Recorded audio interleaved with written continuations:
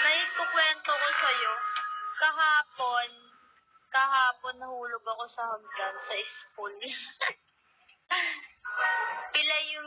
pila yung left side ko, paa.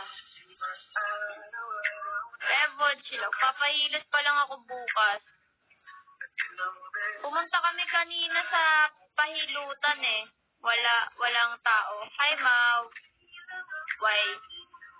Nahulog ako sa hagdan kahapon sa school.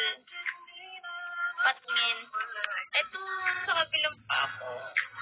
You broke your leg. Hindi, yung paa ko, as in yung paa, yung ankle, ayun yung natamaan.